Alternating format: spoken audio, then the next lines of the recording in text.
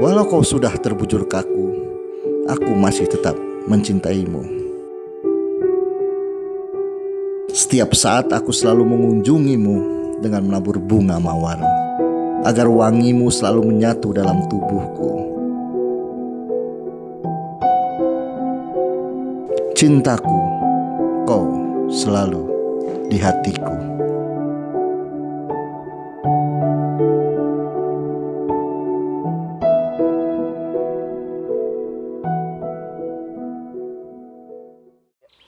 Assalamualaikum warahmatullahi wabarakatuh, Sobat Gocin. Hari ini kita ngobrol dengan bisa dikatakan mantan DJ lah, tapi untuk sementara DJ. Dia punya kisah unik, cerita yang bukan sekedar unik tapi dramatis dan ya cukup ya buat laki-laki ini harus benar-benar banyak pelajaran yang dapat dari teman gue ini yang namanya Bob. Nah, sebelumnya jangan lupa tombol like, subscribe, dan share. Oke bro? Ini teman gue. Apa kabar Bob? Sehat ya? Sehat. Alhamdulillah. Dan satu lagi, kenapa backgroundnya Mas nanya kok kuburan gitu ya, kok makam gitu ya. Jadi cerita sedikit aja. Kebetulan istri temen gue ini dipanggil yang kuasa sekitar 5 bulan yang lalu lah, 5 bulan yang lalu. Nah, makanya kita akan ngobrol lebih banyak lagi soal kisah cintanya, dan yang luar biasa adalah Bob ini hampir setiap minggu loh setiap minggu pasti. Bahkan bukan ini tapi pasti setiap minggu atau minggu itu pasti dalam setiap minggu selama 5 bulan ini selalu ke makam, selalu mendoakan. Nah gini Om, ini kan kalau tadi backgroundnya DJ tadi ya, lebih terakhir ini banyak bergelut di DJ lah ya. Iya. Jadi kan DJ itu kalau kita ngomong kan kehidupan malam, godaannya banyak banget ya. Banyak banget, parah. Nah setelah lu ketemu sama istri lu waktu itu gimana? Jadi gua DJ juga, gua potong, DJ juga?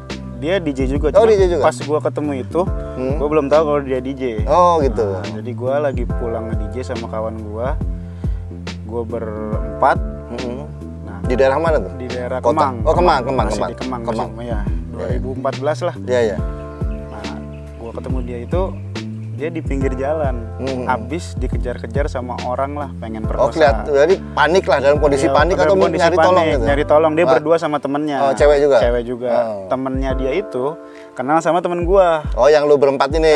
Di antara empat ini dia kenal, ada yang kenal. Dia manggil lah temen gua, dia panggil, dia minta tolong. Gue belok ke situ, gue nanya kenapa dia kejar-kejar orang mau diperkosa katanya. Jadi dia kenapa dia berhenti di situ karena ada kuli-kuli gali kabel di situ malam. Biar rame. Ya, dia nyari tempat rame, orangnya cabut. Gue ketemu, gue langsung ya udah mau pulang kemana? Ya kan? Kemayoran. Kebetulan rumah gue di Manggarai. Searah lah. Oh, diarah-arahin lah ya, biar searah ya. Arahin biar satu arah ya kan. Udah bener itu taktik tuh sih. Ya, terus gua anterin dia pulang. Nah, kenal lah di situ ya. Kenalan di situ. Gua minta dulu masih zaman line sih, belum ada WhatsApp. Oh, WhatsApp. Belum ada WhatsApp. WhatsApp masih belum inilah. Gua minta line dia, dikasih. Gua alibinya itu waktu itu gue pakai iPhone 4. Dia pakai iPhone 4 juga. Gua alibinya ke dia, handphone kita sama nih. Masa iya sih gue nggak bisa minta line lu, nggak boleh. Gue minta line dia langsung di situ kan. Gue add line-nya. Pas gue liat profilnya semua timelinenya, dia DJ juga. Baru tahu itu dia DJ juga. Terus jadiannya itu kapan tuh? Atau lama bro. Lama. Ngejarnya lama ya. Pakai taktik dia apa lo? Jual mahal dia. Oh, jual mahal ya. Dia jual mahal. Gue ngechat pagi, itu dibalas tengah malam. Gue langsung balas chatnya, dia balasnya besok lagi. Oke ya, jarak. Mungkin dia mikir sama-sama DJ bro. Tapi kan di situ posisi gue udah lebih dulu nyemplung dibanding dia. Dibanding dia di dunia. Gue lebih banyak, iya. lebih banyak kenalan gue di dalam DJ itu kan. Ya udah akhirnya sebulan lebih baru bisa deket gue sama dia. Sebulan lebih lah. Jadiannya lama. Itu kan baru deket doang tuh. Itu baru deket sekitar 4 bulanan lah baru bisa. Baru bisa lu tembak tuh. Itu gue cara PDKT-nya ke dia. Ya. Job DJ gue banyak. Lu bagi itu? Gue bagi ke dia. Ya kan? Buat memikat dia. Memikat. Berarti banyak job Andi. Nah, gue deketinnya dengan gue ngasih tanggalan ke dia lah, job dah buat dia. Iya. Sebulan gue kasih full dia main sama gue.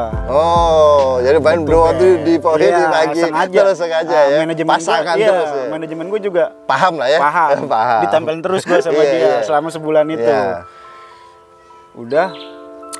Pas gue lagi deket-deketnya itu sekitar 3 bulan kemudian dia dapat long trip jadi residen DJ di Solo. Ya kan? Tapi ternyata di situ dia. Tapi udah jadian tuh ya? Belum. Oh, belum jadian. Itu pas lagi kasmaran-kasmarannya terus dia jalan. Tapi dia ngejaga diri dia buat gua di situ. Nah, dari situ gua mulai yakin sama dia bahwa ini dia bisa jaga diri buat gua lah walaupun LDR lah jawaban. Namanya lah jauh gitu. Walaupun belum jadian cuman dia jaga. Dia nggak betah di sana. Cuman sekitar 1 bulan. Cabut lagi ke Jakarta. Di situ gue langsung dia ngasih surprise lah, bawa bunga lah anak ABG pada zamannya lah. Lo ngelakuin itu kan Dika, yang pegang kamera itu namanya Dika tuh. Lo ngasih bunga kayak kemarin, malah ditikung. Lo ngasih doa doang sih lo.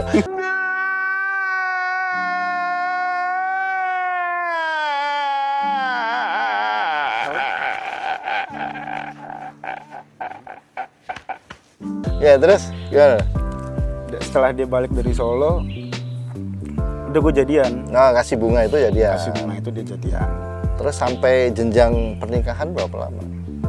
Gak nyampe setahun sih bro. Oh, apa yang bikin lu yakin bahwa itu? Dan karena ini sama-sama kehidupan malam ya. Kadang-kadang orang sebelum itu gue sama-sama tahu kartu lah kasarnya kan gitu.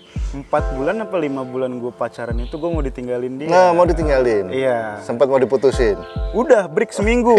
Break seminggu. Ya, tapi karena gue yakin gue yakin dia bisa gue nikahin. Nah, gitu. Buat selama itu gue ya ngemis lah, bucin lah, budak cinta lah. Iya. Apa aja lo lakuin Apa aja gue lakuin. Untuk buktiin. Apa yang lo lakuin untuk membuktikan bahwa gue adalah yang terbaik bagi laki-laki? Gue jaga diri gue sih. Dia nggak suka gue minum. Nah, akhirnya lo gue tinggal semua, gue tinggalin semua. Sejak itu sampai sekarang? Sampai sekarang. Sampai sekarang pun gue udah alkohol udah stop. Kecuali air putih lah ya. Air putih mati dong nanti. Kalau alkohol stop. Gara-gara meyakinkan dia ini yang jadi istri lo ini ya. Setelah itu ya udah, gue minta restu orang tuanya. Alhamdulillahnya orang tuanya memang nggak usah lama-lama lah. Oh iya bagus. Disupport langsung. Iya. Setelah itu ya udah 2016 pas di bulan ini sih, pas banget Agustus. Tanggal 30 nanti ini gue enif yang keempat. Seharusnya. Iya. Tapi ya itulah kuasa Allah udah ya, istrinya lebih sayang dipanggil dulu. Anak berapa bro? Anak 2. Bang jaga sendiri selama 5 bulan ya? Sama nyokap gue sih. Ya, nyokap. Nyokap kan baru meninggal juga. Oh, baru meninggal juga. Baru 40 hari. Oh, 40 hari. Nah, selama lu proses dalam menjelang pernikahan atau awal pernikahan itu masih nge-DJ dua-duanya?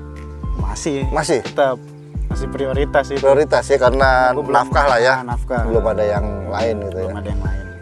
Tapi lu ninggalin istri lu nge-DJ atau lu bikin juga atur jadwal? Enggak, kalau udah itu pas setelah itu gua nggak ngasih lagi ke dia. Ngasih sendirian. Dia ngikut. Ya gua kemana, event-event kemana dia ikut pasti. Pokoknya ya kayak waktu lu pendekatan. Pokoknya harus berdua terus ke DJ. Nggak boleh sendiri. Untuk meyakinkannya begitu ya. Gua lebih ngasih job ke dia ke outdoor.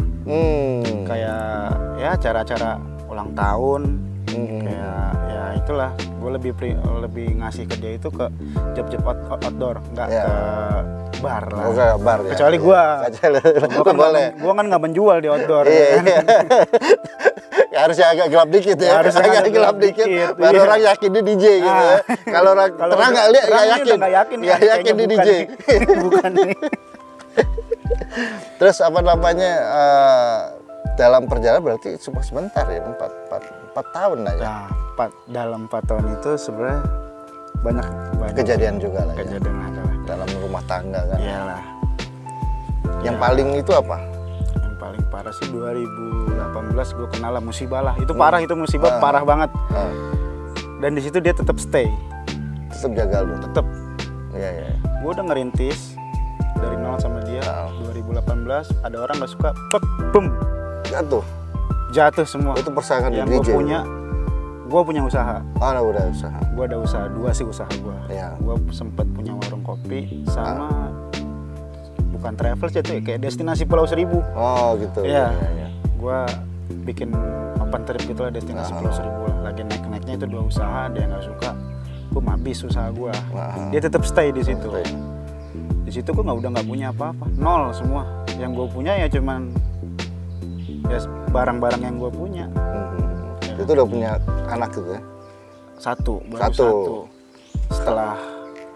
Setelah itu ya udah, setelah gue selesai masalah itu baru dikasih yang kedua.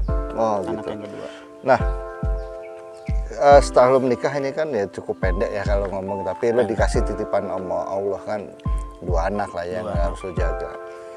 Gimana rasanya lo tiba-tiba istri lo dipanggil sama Allah? Ya mental gue down banget sih yang jelas. Karena pas dia dipanggil itu pas hari ulang tahun gue. Oh gitu? Iya. Pas banget. Tadinya dia kan dirawat itu, dia udah pulang ke rumah. Udah selesai operasi. Sakit. Ya. 1 bulan dirawat, setelah operasi pulang ke rumah. 10 hari kemudian tanggal 9 malam masuk IGD lagi. Masuk IGD ya pas tanggal 10-nya itu pas ulang tahun gua bulan Maret itu jam 10 malamnya itu udah dipanggil. Ya. Paling berkesan buat istri lu apa? Selama ini kenangan yang paling lu nggak bisa lupakan? Perhatian dia sih. Perhatian dia ya? Ya dia tuh tipikal orang cuek. Tapi di balik cuek itu dia punya rasa yang care lah sama suami, sama anak gitu. Iya. Dia emang tipikal orang yang agak cuek, cuman dia care sama suami. Peduli ya selayaknya istri sama suami, cuman dia nunjukinnya beda. Iya. Itu. Apa namanya, selama lo nge-DJ pasti kan cemburu banget itu enggak. Wah, itu pernah itu pasti. Gua pernah itu. Kalau lo jalan sendiri udah punya anak gitu kan, lo jalan hati-hati lo cerewet pasti. Ada. Gua nggak pernah sama dia sih. Cuman ada waktu itu. Ketika punya anak kan pasti jaga anak. Enggak, anak gua pas gua mau main dititipin di nyokap gua. Oh, nyokap, jadi tetap harus temenin. Wajib hukumnya. Pernah tuh gua lagi main, ada cewek gandeng tangan gua langsung. Istri gua ngelihat. Kamu mau pulang? Apa itu cewek aku tamparin di sana. Itu parah itu cewek itu. Wah, ini namanya kehidupan malam ya. Iya. Ketika gua turun dari deck DJ mungkin namanya cewek ya. Iya. Ngerti lah gua. Iya, kehidupan malam ya. Iya. Tapi kira-kira gimana, masih mau begitu jalan DJ atau? Mungkin sih gue sekarang sih udah sempet kontak teman-teman lama gue minta kerjaan lagi lah. Cuman sekarang kan lagi pandemi ini ya mungkin nanti beberapa bulan ke depan mungkin baru mulai nge-DJ lagi. Mulai jalan lagi ya? Jalan lagi mungkin. Nah kira-kira setelah ya udah ditinggal baru 5 bulan ya tapi kan tetap kerasa lah ya. Kerasa banget. Tapi masih punya keinginan untuk berkeluarga lagi ya? Itu masih mungkin setelah, atau belum kepikiran sama? Belum kepikiran ya? Ketika anak gue udah ngerti ini perempuan baik atau enggaknya, iya, gue baru mungkin karena bisa. Pasti ada tantangan yang lebih berat lagi untuk dapat ganti. Kalau gantinya secara laki-laki mungkin aman, tapi untuk ganti ibu untuk anak-anak ini yang agak kalau gue kan PR.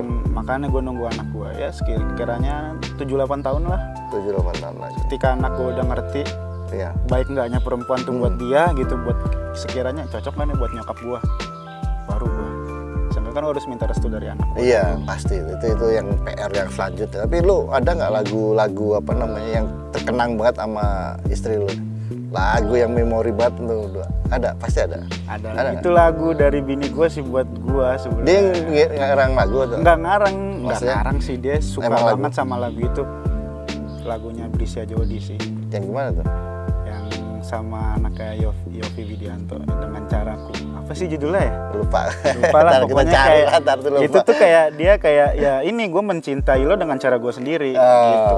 Nilai poinnya di situ. Iyalah, setiap orang kan memang punya cara masing-masing untuk mencintai itu. Dia kan bukan tipikal lebay yang kayak ya umur dia mau masih muda, cuman nggak kayak anak-anak. Emang beda jauh sama lo umur? Beda 2 tahun doang. Oh beda 2 tahun doang kan, masih ini mah. Iya. Nah apa namanya, perjalanan hidup lo pasti kan ya cukup panjang lah. kehidupan malam. Terus kalau sebelum ketemu yang ini pernah juga? Pernah. Gua itu sebelum ketemu dia hancur, bro. Hancur? Hancur ya? Kehidupan lu hancur? Gaya hidup lo gila banget, lo gila ya? Banget. Tapi akhirnya lo bisa menemukan ini. Pas gua ketemu dia, nggak tau lah kenapa lah. Langsung berubah semua ya? Minum enggak? Berubah semua gua. Itu semua gua langsung ganti nomor handphone juga sih. Oh gitu. Biar yang selesai semua ya. Selesai semua. Iya kan, kalau kehidupan malam tuh kan lihat DJ itu udah kayak ngelihat dewa ya kan. Memang 70% sih pada. Tapi dalam kondisi nggak sadar gitu. Iya. Pas sadar lu siapa lu gitu. Nah iya, sebelum gua ketemu istri gua memang begitu. Gitu ya. Gitu. Iya. Tapi alhamdulillah, makanya cinta itu datangnya kita nggak tahu kapan. Kita nggak tahu kapan. Dengan siapa. Dan ternyata bisa merubah segalanya. Merubah lebih baik atau merubah lebih hancur. Dan ternyata perjalanan lo merubah demi lebih baik.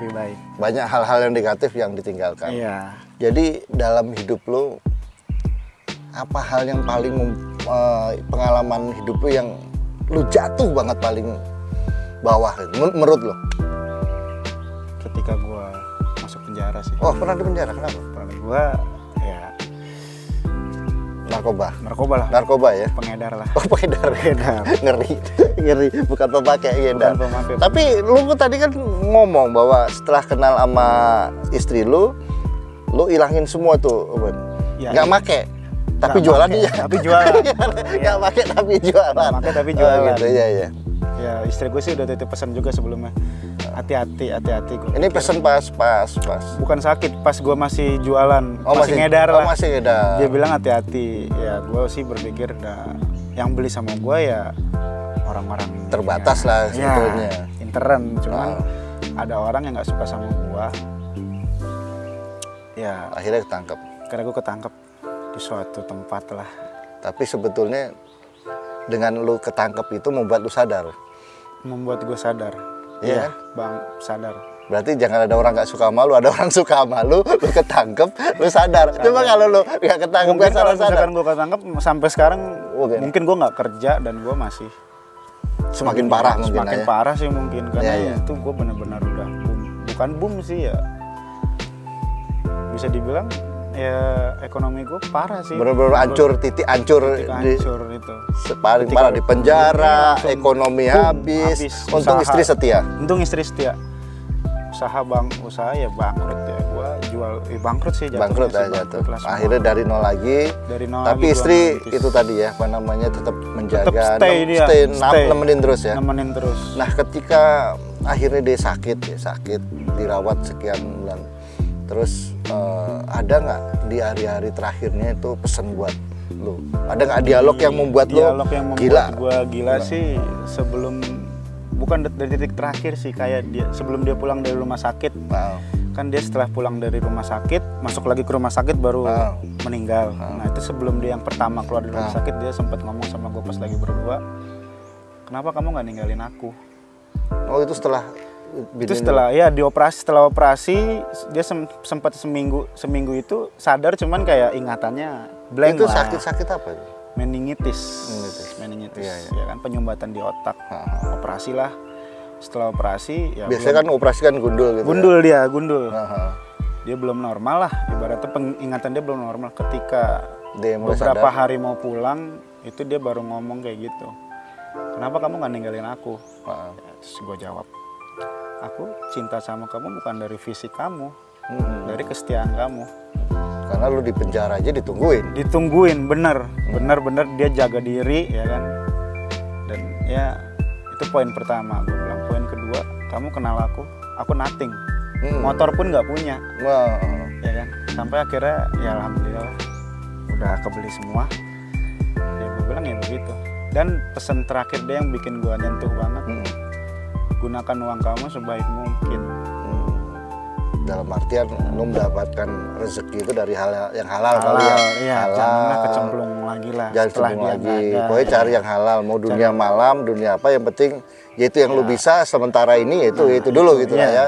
Karena hasil halal itu untuk anak-anak. Untuk anak-anak betul. Kalau hal yang lu jualan itu kan jadi kayak orang duit setan dimakan setan. Iya, duit jin dimakan setan. Kelabu sih gue. Sebelum kenal istri gue ya narkoba gue jalan terus setiap hari. Iya. Tapi setelah kenal itu akhirnya hampir nggak mau nikah, hampir nggak mau nikah. Kalau kamu nggak berhenti narkoba, nggak berhenti. Oh, sempet diancam? Diancam. Kamu mau nikah apa enggak? Kalau kamu mau nikah, kamu tinggalin narkoba kamu. Nggak make? Nggak make gua. Tapi malah tetap jualan. Ekonomi lah ya, tapi ya. Paling enggak pelajaran buat semuanya bahwa ya kehidupan orang itu macam-macam ceritanya. Tapi yang penting ketika sampai di titik nol, kita harus cepat untuk bangkit lagi. Dan itulah kekuatan cinta. Apa yang membuat lu kuat ngadepi perjalanan hidup ini dari mulai nol, naik sedikit, hancur, mulai bangkit lagi, ditinggalin selama-lama sama istri yang tercinta? Gua dari awal nikah memang gua pengen punya anak seperti Habibie. Oh gitu. Ya, itu inspirasi gue memang. Istri gue juga tau gue ngefans banget sama dia kan. Sama Habibie. Sempat waktu itu ulang tahun anak gue yang pertama, gue bikin semewah mungkin di suatu tempat makan lah. Bertema pesawat. Oh, tema pesawat. Iya, saking gue ngefansnya sama itu Habibie. Gue bikin tuh semua tema pesawat, sampai baju keluarga pun gue bikin. Pilot. Iya. Sampai ke ulang tahun pun pesawat gue bikin.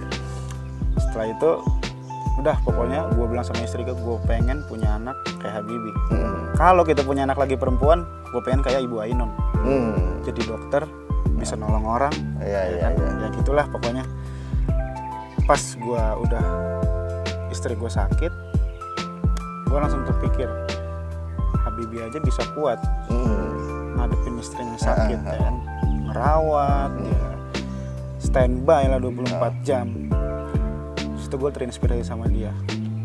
Pas istri gue meninggal, gue sempet down banget itu, parah. Down banget parah. Cuman gue balik lagi ke inspirator gue, Habibie. Dia bisa kuat ditinggal istri.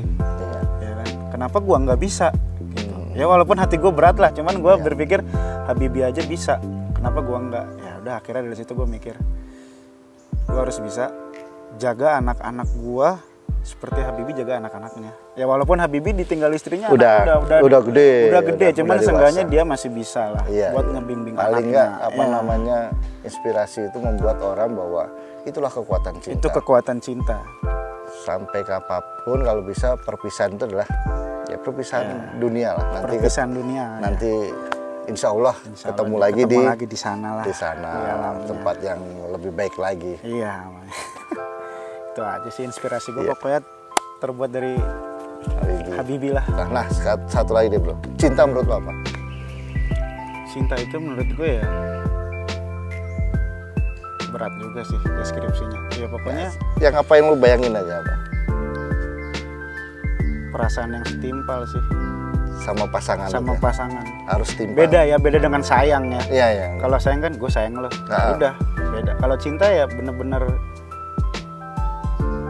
dia menghargai perasaan gua, saling mengerti ya kan, saling memahami, dia menerima gua apa adanya, dan saling menjaga seperti yang lo ceritain tadi, bahwa dia selama jaga lo, dia bisa jaga diri dia, gua bisa jaga diriku. Kalau sayang beda sama sayang. Kalau sayang kan anak-anak, ya gue sebutnya itu ya anak-anak labil zaman sekarang lah. Kalau sayang, iya. Kalau cinta kan beda. Kayak temen lu itu lah ya. Nah, nih kayak kameramen ini nih. Nih, aduh. Bucin banget. Udah cinta. Iya makanya jomblo lo makanya kelamaan. Oke lah bro, kayak gitu. Semoga lo mendapatkan jalan yang lebih ini, juga anak-anak lo sehat.